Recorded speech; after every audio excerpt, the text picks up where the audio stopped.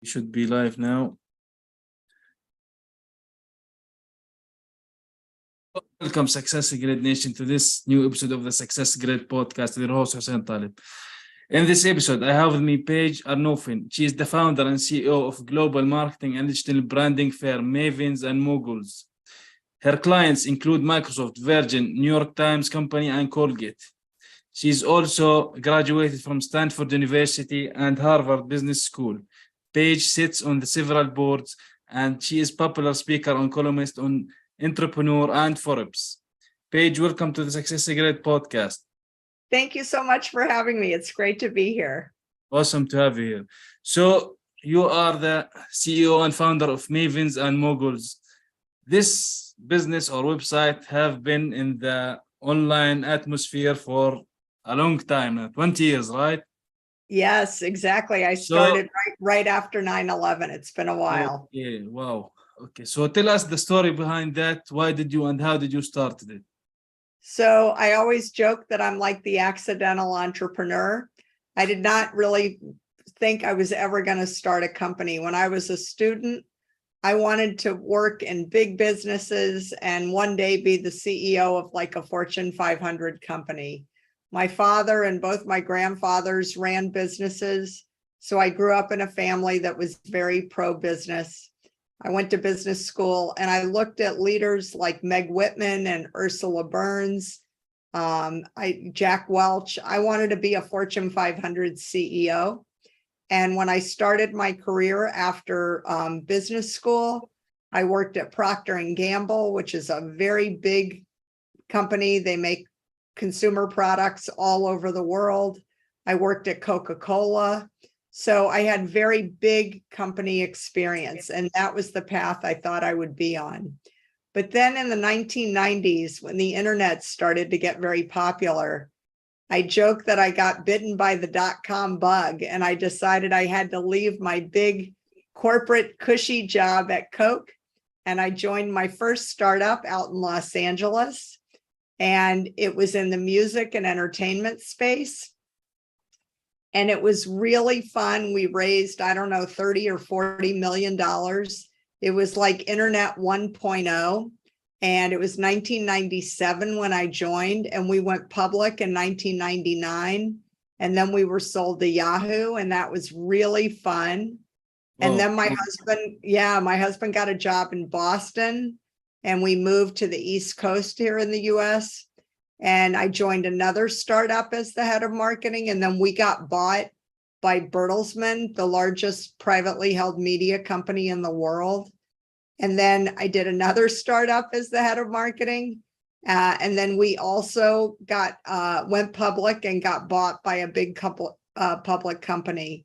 So those were, I say they're my three base hits. They all the startups had very positive exits, but they're not huge. I mean, you know, when companies get bought by Facebook and Google or LinkedIn, you make like $1 bajillion. I made a little bit of money 3 times. But they were all successful. But then when 9/11 happened, marketing was the first thing that everybody cut in their budget because they were very nervous.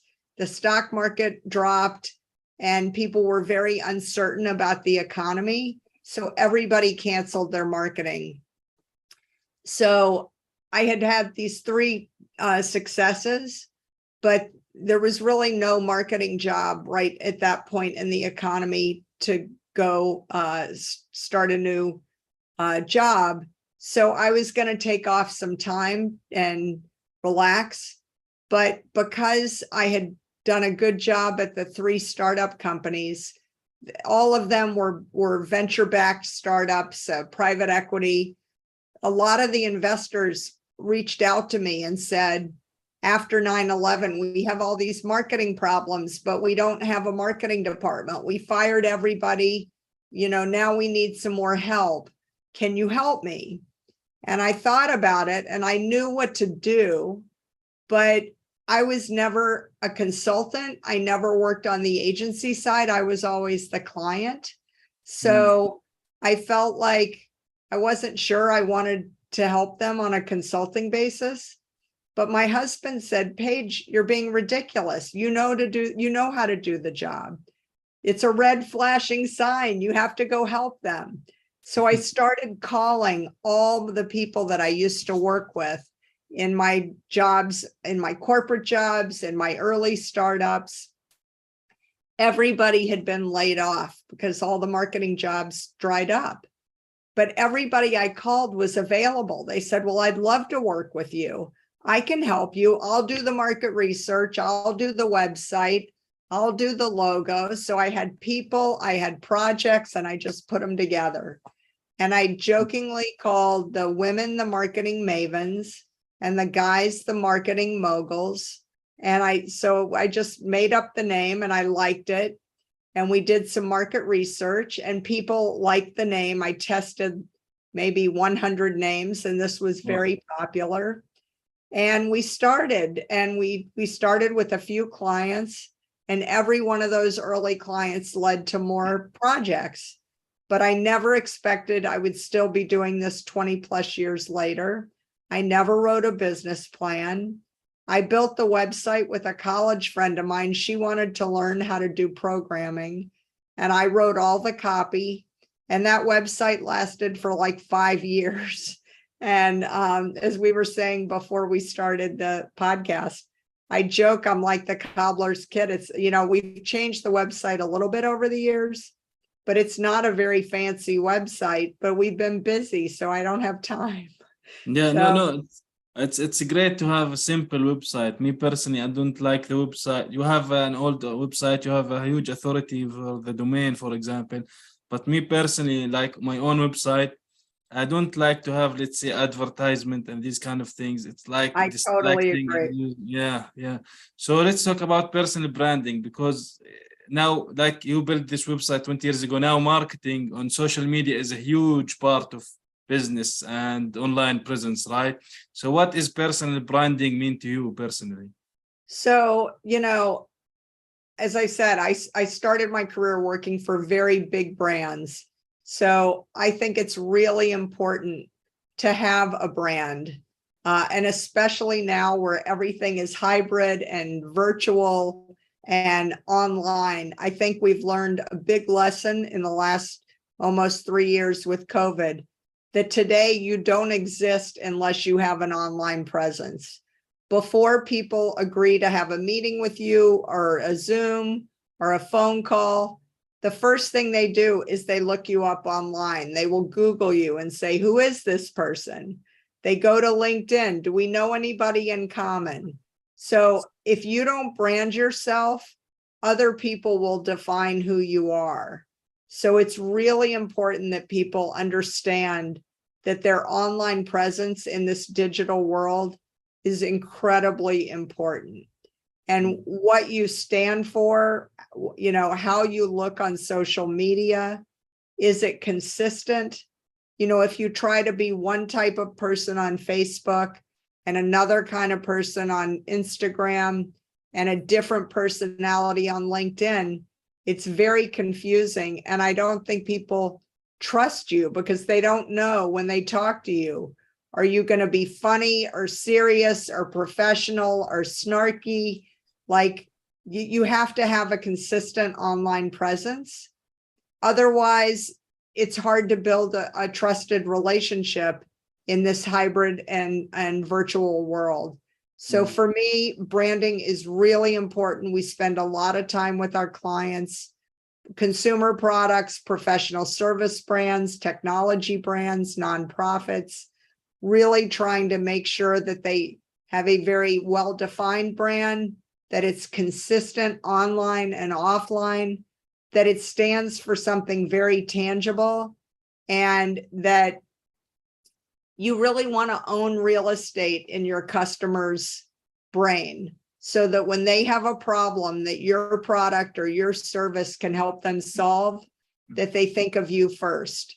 That's power in the digital economy. Yeah.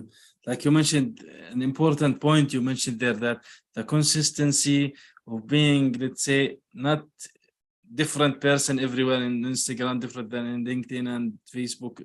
So you have to be you everywhere. Exactly. No, because those people who on Facebook, you see them on the beach and, drinking and partying and in the bathing suits and looking a little, not too professional. And then on LinkedIn, they're very buttoned up in a coat and tie and a very strict outfit. On Instagram, they're trying to look very hip and cool. It's like, who is this person? And, it's very confusing. And I think people want to know that when they see you in any capacity, they know what to expect. When you look at the brands that are successful, they're very consistent. If you go to a Starbucks in, the Middle East, in Asia, in Europe, in America, what that experience is going to be. It has a very consistent look and feel. You know how the people are going to treat you. You know what the offering is going to be. You go to McDonald's anywhere in the world. Maybe some menu items are different, but the customer experience, the back and forth with the employees and the target audience, you understand what that is. If you walked into a store and it was different every time, sometimes the people were very serious. Sometimes they had, dyed hair and jewelry and their dogs were running around. You would wonder, like, what kind of store is this? Who is this company? It's very, very confusing. So I think it's really important for people to invest the time to make sure that all of their online profiles tell the same story. If you ask 10 people, what is this company? Who is this person? You want to hear consistent words come back every time. When people think of my company, Mavens and Moguls, I want them to understand we do branding, we do marketing. I want them to be able to know that if they have a marketing problem, who are they going to call? They should call me. I'm the best marketing person. That's what I'm talking about. Yeah, the consistency of the message important. So do you think every business should have a website or a blog nowadays? So I don't think you have to have your own blog. I think if you like to blog, you should absolutely blog.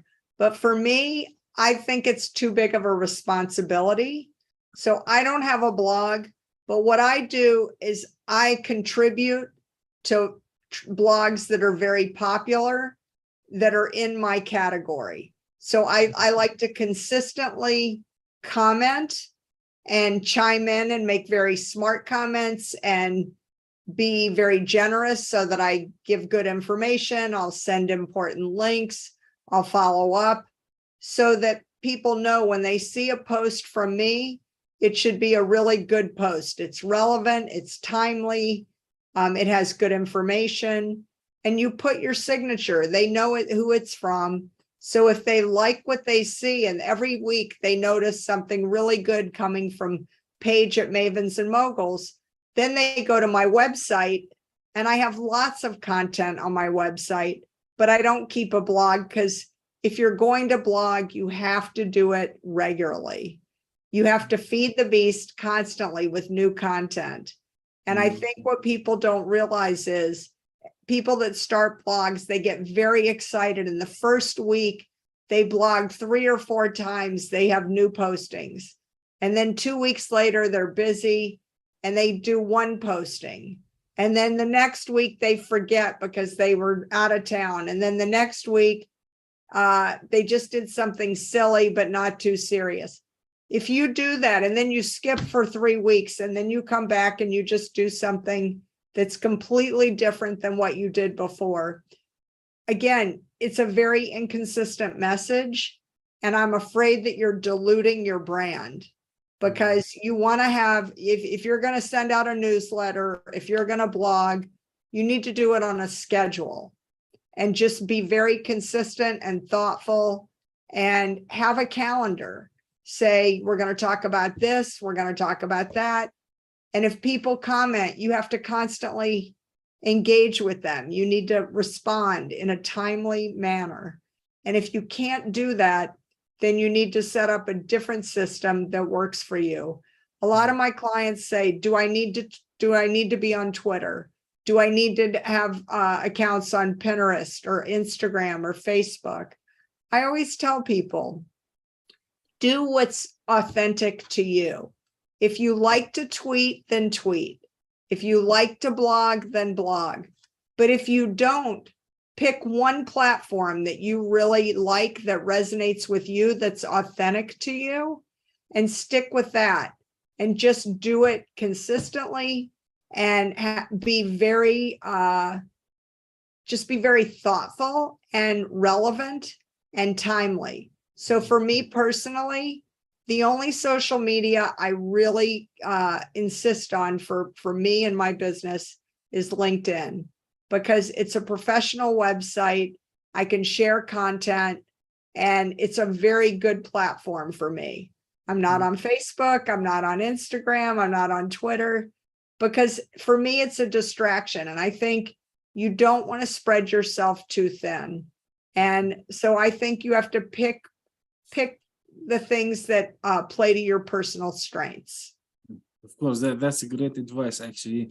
It's like difficult to be everywhere, like you have to choose the things that you can do better. Is it writing? Do write. If it's video, do video. If it's like, for example. Right. If you want to do a YouTube channel, or you want to do videos, that's great. You want to do TikTok? That's awesome. Set up your channel and put out all the content you want, but don't do something because you think you have to, or it's popular. A lot of people, they went to Clubhouse because they thought, oh, it's the new thing. And then they got bored with it and quit. Again, you don't want to be a quitter. You don't want to be someone that follows trends and then, always having to figure out, where am I going to find them next time? That's not the right image for most professional brands. Yeah, exactly. So you mentioned you've been featured in like Entrepreneur and Forbes, and you contribute there. This is basically PR. So like, I'm sure Mavens and Moguls got a lot of PR through the years, right? So yeah, so I am a big believer in PR. I think PR is probably the most cost-efficient way you can build your business. If you think about it, if you get quoted in the media, online, offline, you get on radio shows, you get on television, you speak at conferences. It's really almost like an endorsement. If you're set up as an expert in your field, people are quoting you, they're writing articles about, your category, and your business is mentioned as a leader, or they do these roundup articles, like, here are the 10 companies you need to know about. Here are the 10 leaders for the new year. Here are 10 ideas. If you get mentioned in that, you stand out. And then when people Google you, we talked about before, and what comes up at the top of the Google? She just spoke at this conference. She just got quoted on this news show. I just heard her on the radio. All of a sudden, you have all these endorsements that set you up as a professional, as an expert. And so it helps people make a decision like, wow, that's a really good product, or that's a really good service, because everybody's talking about them. So that's probably the single biggest thing we do to help our clients right now, is public relations. And it's, in the old days, it was writing press releases and putting them out on the wire. But today it's about thought leadership. It's about social media strategy. It's about writing. It's about speaking. So there are a lot of things you can do, and it's very affordable, and you can do it for 3 or 4 months. And what I tell people is, let's just do kind of a basic PR program, which you can do for, relatively short money. And the truth is, in 3 or 4 months, if you start getting press, which, we're very fortunate that we have really good people who can help you get press quickly, that will help you sell more of your products or services. So if you get a bunch of new clients or a bunch of new customers in the first 3 or 4 months, that's already paid for whatever you've paid to hire us to do your PR. So, as I always tell people in marketing, you want to show a return on the investment, do PR, because if you spend $15,000 or $20,000 on a PR program and you get, I don't know, 2 or 3 new clients, that's probably going to be more revenue than what you paid for. So it pays for itself very quickly. And most times after we do a 3 or 4 month program, and I tell the client, okay, we finished our agreement. Let me know if you want to do something again. And they're like, we can't stop now. Now we're getting all this media. I don't want to stop. I like it. You get people on podcasts, you get them speaking at conferences, and all of a sudden they get used to seeing their name out there. They're putting all this new media exposure on their website and they're hooked. So I think PR is a great idea for a lot of businesses. If you have a good story to tell, you should be telling it for sure. Yeah, exactly. So speaking now of the story, you mentioned that. How important telling stories is in businesses, especially online now, do you think? Storytelling is the name of the game. People don't remember the facts and the figures. They don't remember the data. But if you tell them a good story, they will remember. And that's what they share. People love sharing stories online. They'll tweet about it. They'll blog about it. So storytelling is a big piece of, marketing. If you, I don't know how it is there, but I will tell you, and you go down the aisle at the grocery store and you pick up the products off the shelf. Every brand has a story. The tomato sauce has a story. The pasta has a story. The drinks have stories. Every brand has a story. Every person has a story. And a lot of people say to me, I'm not famous. If I were LeBron James or Lady Gaga, I understand. Then, Kim Kardashian, those people are famous. They're big brands. I'm not a brand. I would argue everybody's a brand, because if you don't define yourself, other people are going to define who you are. So you really do need to get control of your own story. And everybody has a unique story. Where you grew up, what are the life events that affected you? I mean, for me, here in the United States, I grew up in the deep South. You can tell if you talk to me and the American accent, I say things like y'all instead of you. So people immediately pick up on the fact that I'm from the South. And that's a good story. They like the name of my company. That's a good story.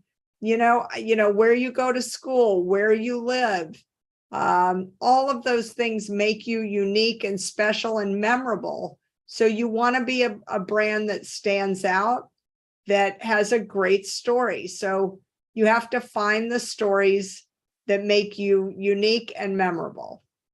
Exactly. Yes. So this will, of course, does not happen like sometimes immediately, like you mentioned. If you are not someone who's known to the world online presence, so it needs a bit of time. So it needs to be consistent. You have to be there. You have to, like you mentioned, to have to be consistent all the time with whatever you do, blogging or video or posting on whatever it is, and you have to tell the stories and relate to the audience and have connections and network that you can also share with. Bingo, you got it. Yeah, exactly. So you personally, as a founder, right now in this day and age, what are some of the, let's say, difficulties that you are having with the business, or everything is running smoothly for you? So, I mean, I think, again, what we learned in the last 2 or 3 years with COVID, I think, is you always have to be prepared for change. Just when you think things are running smoothly, something's going to knock you down. So I think the big thing right now that I see for my own business and with my clients What we thought we understood about our market, our industry, the economy, pricing, everything has changed. So you really need to be in touch with your customers and your clients on a regular basis. And you need to understand how the economy and the recession and the COVID, how is it affected their decision-making? You know, the supply chain, these issues are global. You know, every country's dealing with it differently, and every client is dealing with it differently. So one thing we're doing with a lot of our clients now is market research. You have to talk to people and ask them what's changed, what's better, what's worse. You know, their budgets could change. The competitive landscape could change. Everything is kind of moving parts as we all try and figure out what the new normal is going to be as the pandemic kind of winds down. But like right here in the US right now, we're in the fall and we're going into winter. And, you know, they're now trying to get everybody to get another COVID vaccine and get the flu shot because they don't want the economy to slow down again. But we just heard in Australia, they had a terrible flu season. So does that mean we're going to have a bad flu season? We don't know. So I think you just have to be prepared to be flexible and agile. But you have to stay in very close contact with your customers because there's so many moving parts today. Yeah, exactly. So what would you recommend for entrepreneurs or people who want to start online? What do you think is the best resources, tools, or even books that they should look into? So number one, you've got to be online. You know, even if you only have a single page website, you have to be able to be found online, because if you're not found online, you don't exist. Personally, I think people should be on LinkedIn because it's more than a Rolodex. It's more than a resume. I think that's the foundation for building trusted relationships in this digital world. You know, you can see, who do you know that I know, so that you've got some mutual trust. So build your online presence, make yourself visible online, make sure your site uses search engine optimization. Because if if people can't find you, you don't exist. You know, for me, you see that I have a hyphenated last name. My company has an ampersand in the middle of the two words. So there's a lot of words floating around. And I've had people come up to me before and say, you know, I was trying to remember your name and your company name, but I just couldn't remember. All I knew was Paige and Mavens. So I went to Google and I said, Paige Mavens, and you popped up right away. And I said, thank God for search engine optimization, because people have to be able to find you. If they can't find you, they can't buy your products or services. So you need to do search engine optimization. I would argue you should also use Google Analytics on your website. It's a free tool. It's very easy. If you don't know how to use it and you have someone that helps you with your website, they can easily set you up. Then you can track how people find you. What are the keywords? You can do some very basic analytics that'll help you make better decisions online. So that's another one. As far as books go, there are a lot of great books out there. Let's see, where do you even begin? Seth Godin, I think, is a really bright guy. He's written a lot of books about marketing. David Meerman Scott, he's written a lot of great books. I mean, you know, the great thing now in this kind of virtual hybrid world, there is so much online, a lot of conferences now, the TED Talks, you know, I love that. Somebody else I follow and read a lot is Simon Sinek. I think he's a really bright guy. Brene Brown, she's amazing. She's written a lot of stuff. that I find very useful as a leader, as an entrepreneur. Guy Kawasaki, I think, is brilliant. He has a podcast that's really good called Remarkable People. I mean, the great thing is all you have to do is just Google these people. They are a fountain of knowledge and information. I have a lot of resources on my website. I have, 25 pages of articles. I have lots of videos to help people kind of navigate the marketing and entrepreneurial world. I just think there's a lot of information out there, but I think you got to know who you can trust. And if you go to great sources, you can get invaluable information. And this is the connection comes in. You have to build connection with people. So what would you say some things that you personally not good at and you wish you are good at? Oh man, there's so many things I'm not good at. So I speak French and Italian and a little bit of Spanish. I wish I could speak every language fluently. I always say if I could have one superpower, I would love to be able to speak every language in the world fluently. I think it's such a gift for people that are really good with languages. Let's see, I outsource a lot of things for my business. I'm great at marketing and branding. I'm not good at bookkeeping. I outsource my payroll. I outsource accounting. I outsource legal. So I think you have to know what your strengths are, but I think it's important to use partners that are strong in the areas where you're weak or that are really not a great use of your time. It's much more efficient to pay them to take care of your accounting and bookkeeping and all of that, because otherwise it's a distraction, it's not fun, and you're never going to be as good as people who that's their sweet spot.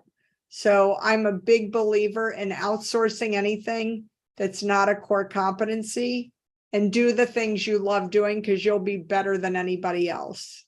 Yeah, exactly. You should focus more and dig deeper into things that you are better at and grow your skill so you can be specialized in it and people will look you up for it.